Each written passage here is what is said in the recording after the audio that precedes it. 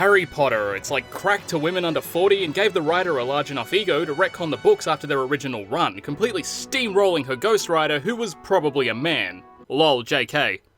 After the recent blunder with the mobile game, I saw a lot of people discussing the concept of a Potter-themed RPG. What you might not know is that an authentic Hogwarts role-playing game already exists, and not only a soul romp through the arcane halls. From the developers who brought you such classics as Digimon Racing and a bunch of licensed shit, exists a trilogy of Harry Potter RPGs, each one better than the last. I say that as if it's impressive. With such names as Pirates of the Caribbean, The Sims, Lord of the Rings, and a bunch of Marvel shit, Kryptonite Games clearly had no issue securing these brands, and worked on them almost exclusively. Franchise and movie tie-ins have a pretty consistent track record of being absolute shit, and I can't speak for their other works, but let's have a look at how they handled The Boy Who Lived.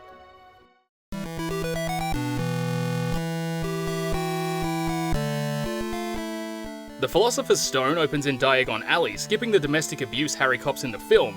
Whether or not this was a result of memory constraints, or that video game ratings might not be as lenient with abusive themes, we may never know. And I'm far too lazy to investigate. Whatever it may be, doesn't really matter. What matters is how awful the game looks. For starters, the face portraits are about as mong as the actual faces in the PS1 version, and I understand that the Game Boy Color wasn't capable of much, but it could do a lot better than this. The face sprites in this Dragon Ball Z game, for example, have a rectangular box which lends itself much better to cramming faces inside. It also had the benefit of simpler character designs due to being an anime, and it's much easier to convert these accurately given heavy constraints, but there's no reason Hoary Powder couldn't have cartoonified itself. Say what you will about simple visuals, but there's a higher chance of them aging like the guy who played Neville Longbottom as opposed to Alan Rickman. I made myself sad. In a harsh juxtaposition to the faces, the characters themselves look fine and have insanely fluid animation. It's weird how motion's of a significantly higher quality than the rest of the game, which looks like pants from the 70s. The backgrounds are simply too busy, they're overly colourful and end up existing as little more than an assault on the eyes. This seems due to a lack of stylization, and a big chunk of that is the absence of a modest and consistent colour scheme. There are too many small patterns and attempted intricate details mixed with garish yellows and browns, or the Game Boy's approximation of them. I'm sure this was done in an attempt to capture the look and feel of the movies, but there are far too many clashing visuals. It actually has the opposite effect. Certain elements of the magical world are meant to bewitch you with their mysticism and lack of mortal constraints, but there's none of that here. Some maps do scrub up a bit cleaner and stick to a handful of colours that don't rape your retinas, such as the school grounds being a mix of muddy greens for the grass and reddish browns for the dirt. Even with a simpler approach, the tone is washed out and definitely reflective of the UK, where they get a couple hours of sun every year. Visuals found within combat are handled much better than the maps, as it focuses on a concentrated area, so the smaller details get a couple more pixels to fuck with. The enemy sprites also don't fare too poorly, it's just a shame about the lack of variety. The Philosopher's Stone largely borrows from RPG staples, the rat, the skeleton, the gnome. It stands ankle deep in the role-playing kiddie pool, where if you add a bit of yellow, it counts as a new pool. A foreign feature for a JRPG with such heavy constraints is the absence of random encounters. I quite enjoy random battles myself, but I can still appreciate an interesting method of combat initiation, and I think Puda does a passable job, all things considered. As you move throughout the world, you'll be barraged with randomly spawning magic clouds, which upon contact initiate combat. Though the game can feel like it has random encounters, as there's no real indicator for when or where these clouds appear. Not only can they spawn on top of the player, but they have no buffer when they load in, despite having a few frames where they flicker before turning solid. They also flicker as they're despawning, but new clouds tend to spawn on top of the old, so it's often mandatory to engage in fisticuffs, despite having a system where that should not be the case. The combat itself isn't anything too complex, it largely exists as a safe, generic turn-based system. You only play as Harry, but can find yourself up against multiple enemies, so while light strategizing can occasionally be utilized to avoid a premature death, there's little incentive to do so, as it has no consequence outside of a brisk power walk. You're also not granted many defensive abilities, and as a result most engagements begin and end at simply trading damage until someone dies. The user interface is cluttered, slow, and an overall chore to interact with. Whenever you unlock a new spell, it gets lumped into a big list, and there's no option for cursor memory, which is often found in better JRPGs. This issue becomes most apparent with the use of spells, which is pretty bad given that you play as a noodle-armed wizard. Most spells have multiple unlockable tiers and level up as you use them. Once you gain access to the later forms, they simply attach their name to an ever-growing list and bog the experience down. Every turn becomes a slog when you're at the mercy of an interface which struggles to scroll. Spell selection's fairly spread out, as monsters have varying weaknesses and resistances which you can only discover by testing them. It's neat that you're encouraged to figure shit out for yourself, but with such a limited MP pool and a horrible failsafe for a lack of magic points, it can lead to some sketchy situations. The level 1 Flipendo spell is the only one that costs nothing to cast, and it does bugger all damage to most enemies. If you're not stocked with MP potions, or aren't willing to make the long trek back to the 4th floor infirmary, you can easily find yourself in an unwinnable encounter. Even if you were stacked with potions, the act of chugging them is again bogged down by the crippling inventory system, as much like spells, there's no categorization for items, and everything's shoved into a single sluggish list. The game's also not well balanced, and there's one particular spell which is objectively better than everything else, as it casts a residual damage ailment on an enemy regardless of resistances. It even works against bosses, and the damage per turn often outperforms heavy-hitting spells. It has the added benefit of keeping damage high while you're free to do whatever as your enemy slowly succumbs to the common cold. Most encounters suffer balancing issues, and as I've mentioned prior, there's not a lot of depth to combat, so you're really not missing out on much if you do cheese bosses. There is almost depth in the form of collectible cards. These can be used for combos which have varying battle effects, but most of them do sweet fuck all, and even the useful ones are typically less effective than a standard action. I like the idea of the system, but there's simply not enough complexity or enemy variety to take full advantage of it. Collecting cards is also a pain in the ass, as you just mash A on every bit of terrain that looks even mildly distinct, and they're expendable, so testing combos in a safe, penalty-free environment is not a courtesy afforded to the player. There's also not much in terms of character customization, which isn't surprising, but it's still disappointing given that it's an RPG. Equipment is few and far between, and any currency yielded from combat is minuscule, which makes purchasing new gear next to impossible. Throughout the entirety of my playthrough, I bought maybe 3 pieces of new equipment, and when it came time to purchase the highest tier at the end of the game, I barely had half the amount required for 1 of the 5 pieces. It's a pretty short experience, but if you're gonna have an equipment system, you might as well fucking use it, right? Maybe 5 equipment slots was excessive, and a smaller amount could have made the progression curve a bit smoother, allowing for a fully kitted out Harry to be feasible without excessive grinding. Traversal and general interaction with the environs is shit. It's an absolute chore. The world's quite large, which is impressive for a Game Boy Color title, but there's so much backtracking and a significant portion of the world goes to waste. Hogwarts has 8 floors full of classrooms, bathrooms, and a collection of the world's ugliest statues, and a majority of them go unused. These neglected rooms are full of unique assets and set up like they'd have some sort of purpose, but they're never required by the story nor sub-stories at any point. They also happen to be full of monsters who can easily mash your dinner, which can disincentivize exploration until late into the game. Not that exploration yields much, as the only real side content is collecting cards. I get that they couldn't deviate too far from the sequence of events in the movies, so having Harry in the music room slapping the shit out of a tuba wouldn't have made a lot of sense. It's still disappointing though. In addition to maps going unused, the movement itself is incredibly slow. This can be infuriating, as most days start off in the Gryffindor common room, which is on the 8th floor, and you're typically required to head down to the 1st floor. It's in this where the map design gets a little bit interesting. Remember those statues I brought up earlier? Sure you do. Well, interacting with some of those can reveal hidden passages, which allows you to fast travel between 2 ostensibly disconnected floors. It'd be better if the floors were more distinct, but for those willing to learn the map and where each shortcut spits you out, it's a fine addition. A directory would have been nice, or just some clearer guidance. More often than not, you'd be told to go to a specific room and it'd become a game of brute forcing every single area until you find the cutscene. The infirmary had a sign above it, so I always knew where that was, and it was a concept which should have been applied to other areas of significance, even though the perspective would have made it a challenge. Speaking of perspective, there aren't many traditional dungeons, but there are far more than I remember in the movie. They typically exist as linear, short burst mazes with minimal deviation from the core path, and they're pretty bland, but serve as a nice break from walking downstairs. At the end of these areas is usually a boss encounter, which is signified by a giant magic cloud and not just a cutscene with no visible trigger. This always gave me time to heal up and prepare for the coming tussle with the bad boy, which was much appreciated. There's nothing worse than accidentally triggering a boss fight before you've had the chance to recover. That's gotta be like one of my biggest pet peeves in JRPGs, eh? A majority of the quests and objectives consist of an NPC asking you to collect something around the school grounds and return it to them. Classes are included in this, where there's only 1 or 2 instances of you not having to fetch some inane shit for some inane reason. Go get these herbs because herbology, go get this antidote because Neville's fucking dying and you 12s will definitely do a proper job. Some notable exceptions are the memorization game where you have to memorize, and of course, everybody's favourite fake sport that isn't blitzball or soccer makes an appearance. The following part is a description of the Chamber of Secrets. I got mixed up while writing and forgot to fact check. Quidditch isn't in Philosopher's Stone. You simply chase things with your broom, like Hedwig and dragons. Forgiveness, please. Quidditch is an absolute nightmare, and it baffles me as to why you'd even attempt to put this in such a bare-bones RPG, but given the constraints, it could have been a lot worse. I mean, it's better than other minigames, such as the boat section, where you have to slowly drift your way into Hogwarts, narrowly avoiding enemy encounters with slow, shitty controls. The strange thing is that you only play Quidditch like once or twice, and I'm pretty sure one of those times is a practice run. They should have just turned it into another RPG fight, but had Harry on a broom and made him fight some bludgers, or those black ball things that chase you. While we're on the subject of bad jokes, that's what most of the dialogue consists of. It makes sense too, as it's based off the first movie in a series, so canonical events could contradict whatever filler you happen to pen in the script. I do think video game adaptations of any other medium need a certain level of filler to justify being a game.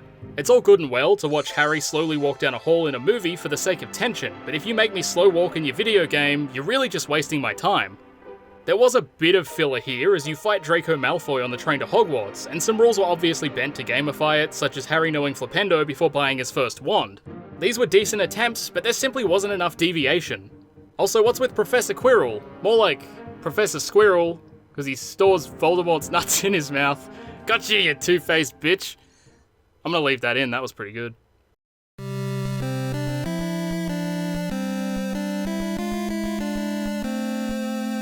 The Chamber of Secrets is a sequel that nails so many elements, but then gets lost in strict adherence to the mediocrity of its predecessor. It does initially bust out a bit more of the nutty story, as we're introduced to a grounded Harry and his definitely straight roommate Dobby, but it's nothing substantial. Then Ron, Harry's definitely straight friend, arrives in his flying car in broad daylight to romantically whisk the boy back to Hogwarts. The best part about this is the fact that Ron is now Harry's ride-or-die basketball friend, and Hermione is also there sometimes. Much like the previous game, story elements are adhered to a little too closely, and as a result, certain gameplay elements become forced. A great example is Hermione's presence in the party, which becomes sporadic as a result. She's constantly coming and going between narrative events, and there's actually one point where she joins solely for a bit of dialogue and then leaves. Like, why fucking bother? Moving along from the strange story adherence, each party member has their own little combat abilities that unlock as you progress. One of Ron's techniques can summon scabbers to steal items from enemies, and Hermione can nag the boys until they do what she wants. Harry's ability can scan enemies to see their weaknesses, and their details are logged in a compendium which can also be viewed in battle. These abilities make combat a bit less simple and provide variety in how you tackle opponents. While the game's no more challenging and no less broken than its predecessor, the fact that you have abilities which are more involved than simply damage output is a necessary improvement. A great step towards depth is offering the tools which facilitate it. The fresh mechanics work together with a revised user interface to make everything much more magical. The menu has been completely redesigned and it's not shit now. Where an old menu would see 4 categories listed as plain text, the new interface replaces them with a bunch of neat little icons. They come bearing a nested design, which adds more overall interactions, but it makes the experience less bloated, as instead of moving through 12 other spells to get to the one you want, you'll find it neatly categorized in submenus. The improvements don't stop at the user interface, however, as each attack has better looking visual effects and they're far more distinct than in the previous game. The enemies are also more varied and thematically accurate. Ron's house features a sentient toaster and an enchanted hose who thinks he's a snake. They definitely put the effort in the second time around in an attempt to craft a more authentic experience, and it shows. Unfortunately, even with all the changes, combat remains largely the same, and there's still no penalty for death, but the improvements speak for themselves. Maybe all these elements will swell into a challenging, rewarding combat system in the third entry. Maybe. While I didn't mind the dad joke dialogue in the former game, it's been improved upon with the addition of self-depreciation. It's largely similar in tone, but the developers actively made fun of the poor design of the former game, using NPCs as a mouthpiece, and that's bloody brilliant. This cemented that not only can they introspect and make a joke at their own expense, which is more than I can say for most nowadays, but their actions demonstrate what they've learned between games. Even though Chamber comes off as pretty rough, you gotta give them credit for that at least. Yet another improvement exists in the form of an interactive directory. Now, instead of smashing your head against a brick wall, you can simply check the floor map and figure out where shit is. The game's also better at guidance, as NPCs are less vague and certain labyrinthian environments are telegraphed with very clear themed paths. There's some big old forest dungeon, and it'd be easy to wind up lost without a consistent method of tracking your location, as there's no map. Luckily, a trail of ants walks to the point of interest from the entrance, so if you go off the beaten path, there's always a safety signifier to return to. It might come across as a bit handholdy, but when you're in the trenches yourself, it's a very welcome addition. Despite this, the pacing is worse than the first game, and it needed more events that weren't text-based cutscenes and awful mini-games. There's flying a car through rings, and gnome tossing, which I can't show because it violates the YouTube terms of service. There's nothing much to say about any of these, and I think a brief visual flash is all you really need to paint a sad, depressing picture. The Chamber of Secrets simply didn't adapt well to an RPG. You constantly screwed out of the third party member because the story shit, and occasionally the second party member, and all I wanted was to play with Hermione. There's no time to stop and have a little jaunt on the side. It's all forward motion all the time, and it's over before it begins, completely eliminating the incentive to utilize the newer features. The game simply needed a bit more filler to justify the additional mechanics and features. Equipment's still underutilized, too expensive, and infrequent to be worth anything, and with the added burden of party members constantly hot swapping, it makes it tough to pin them down long enough to gear them up. Crafting makes a return, and I just realized that I didn't mention it before, but the first game also has a crafting system. You can use the materials acquired from searching grass tufts to make healing items. Quality script writing. It's a great stand-in for buying healing items, what with the fucked economy, but they're dropped in such large quantity by the enemies, it kinda defeats the point of the crafting system. I'd say it would have been better to make enemies drop crafting ingredients, but ultimately, that just adds a middleman. Maybe equipment should have been included in the crafting system, that way you could tiptoe around the currency drought and also incentivize killing enemies for something that isn't just experience and spell mastery. Not that spell mastery matters, because the final boss is a 1v1 where Harry fights a snake with a melee weapon and can't even cast any of his spells. They improved the magic system, added more spells, fixed the user interface, and the final boss is a gimmick where all of that is completely discarded. Next meme!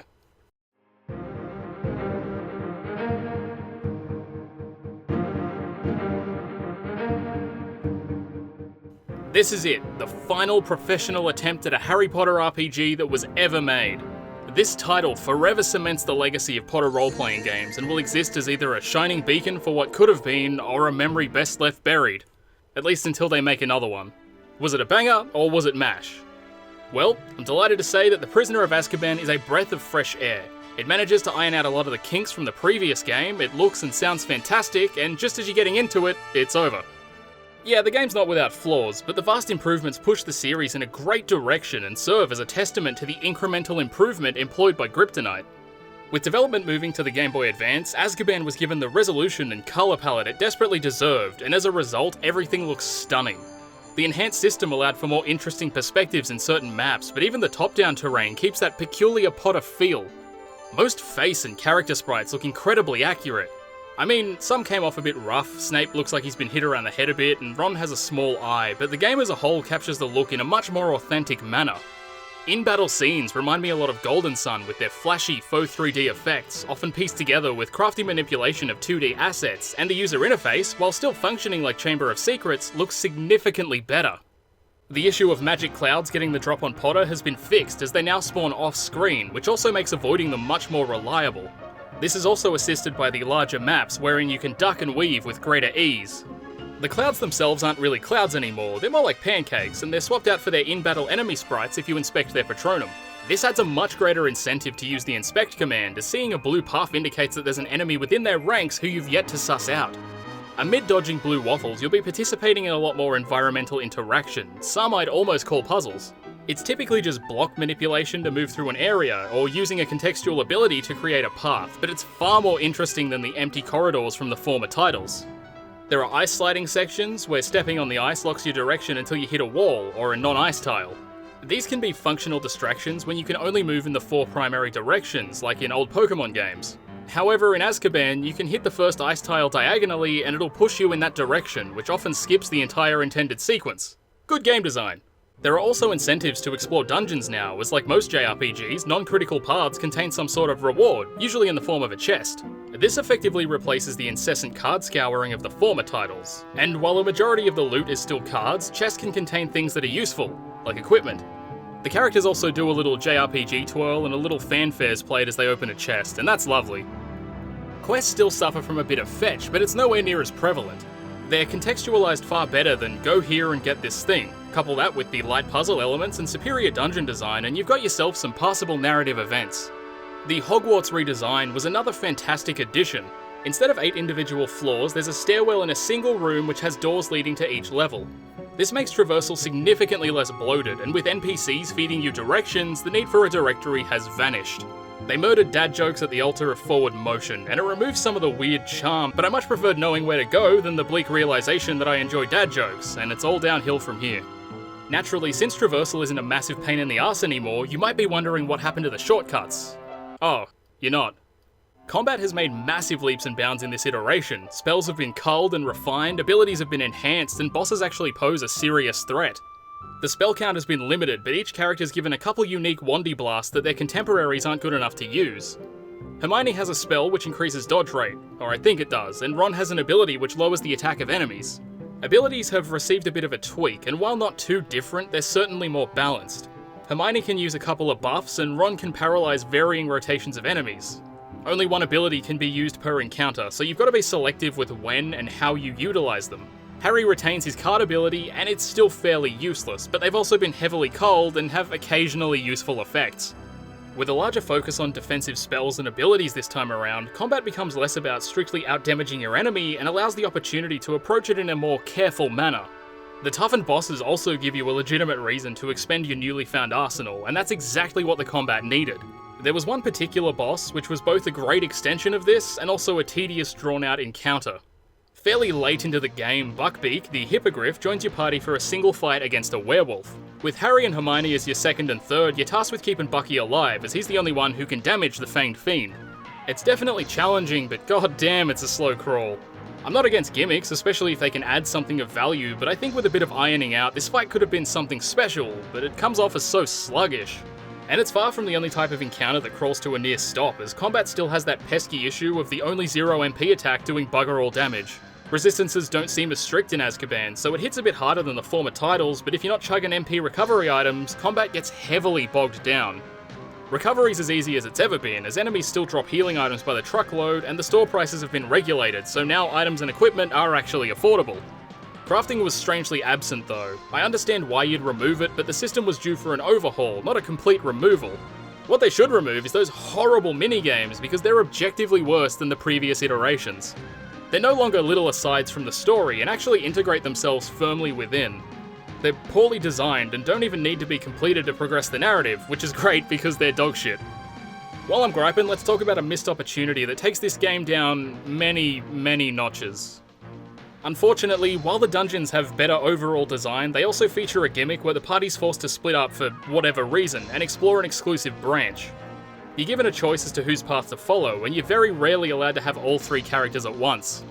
What's odd is that it doesn't change anything, it serves only to split the content in half. Since the outcome's the same, it comes across as though the level design exists solely in this form to prop up the gimmick, but if the gimmick were removed, you'd have an extra path to explore with the entire party. It does the opposite of aiding the game, and seems like a desperate attempt to balance the combat as 3 party members often wreck shop. It's disappointing for sure, but nothing is as disappointing as playing through the game, having a pretty fun time, and then it just ending as you were starting to sink your fangs in. Turns out that in the end, they never fixed the weight of canonical events or added filler for the sake of gameplay, and that's the legacy we're left with. 2 bloated, monotonous experiences and an uncut diamond. I genuinely think a 4th game would have blown us all away and stored the Harry Potter RPG series firmly in the trashed classics bin, but I guess after a certain amount of blunders, you gotta pack it up and move on. After all, you know what the definition of insanity is?